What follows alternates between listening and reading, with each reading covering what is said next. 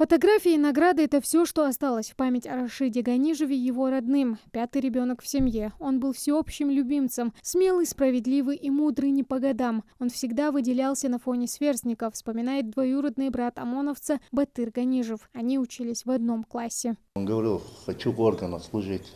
ОМОН он именно не подчеркивал в то время. Говорил, я хочу в структурах. Почему? Как вы думаете, он хотел?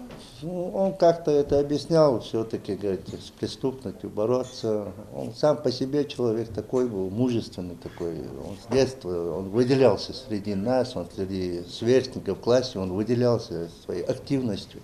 О службе в органах правопорядка Рашид мечтал еще со школы, но после ее окончания решил получить образование в аграрном направлении. Позже, в 1993 году, в Ингушетии создали ОМОН, куда он устроился спустя время. Он быстро шел вверх по карьерной лестнице. Вскоре стал замкомандира ингушского ОМОНа, но к высоким должностям никогда не стремился. В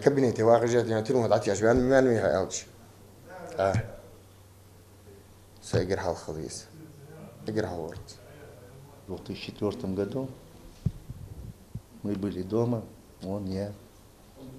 Ну, когда это обстрелы, вот эти, все это мы услышали, там сектор обстрела, вот район, где база ОМОНа находилась, и Гугуты.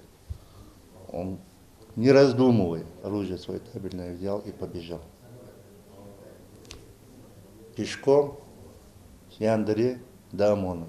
Тогда Рашид чудом остался жив. После было немало выездов, сопряженных с риском для жизни. Он похоронил 29 своих друзей и 30-м оказался сам. 2 апреля 2013 года около полудня внезапно прогремел взрыв. Сработало взрывное устройство. Рашид получил травмы, несовместимые с жизнью. 45-летний офицер скончался спустя 2 часа в военном госпитале. Поговорили насчет выезда и попрощались во дворе.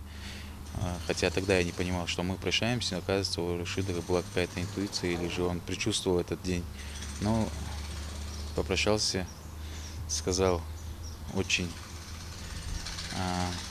такие патриотические слова, которые я запомнил для себя. Кто, если не мы, для нашей Родины, для нашей республики мы должны стоять стойко, бдительно охранять нашу республику. Рашид Ганижев посвятил службе в мобильном отряде особого назначения без малого 19 лет. Сослуживцы и коллеги запомнили старшего товарища как отзывчивого и добросовестного человека.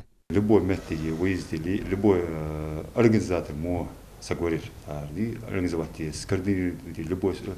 любой выезд, любой ситуация, любой чрезвычайный метод. Грамм сразу действующий, сразу выделяющий, мало метки халатиющий, мало о халатис, подчинен чарсание, может камел дидес, мало ора подходиес, качественно индивидуальный подход их говорит. Родные не в силах передать всю боль утраты. Забыть такого человека, как их брат, муж и отец, невозможно. У замкомандира ОМОНа осталось 3 малолетних детей. Когда отца не стало, старшему Исламу было всего 10, но он хорошо запомнил папу.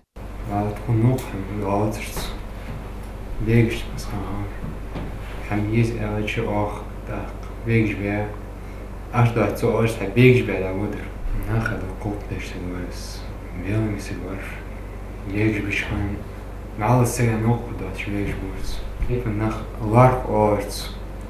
Taip nach гуках орts. Наш герой погиб, но память о нем живет. Его родная 2-я школа теперь носит его имя. Односельчане гордятся его подвигом и приводят в пример подрастающему поколению.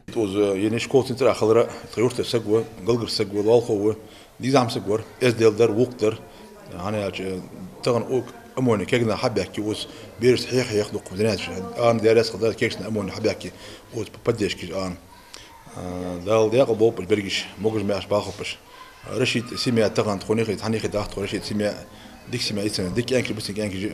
Годы уходят, но не гаснет память о тех, кто уже никогда не вернется домой. Верные своему долгу, они нам напоминают, что злодеяние не должно повторяться. Тамара Хшагульгова, Хасмагомед Майсигов, Новости 24.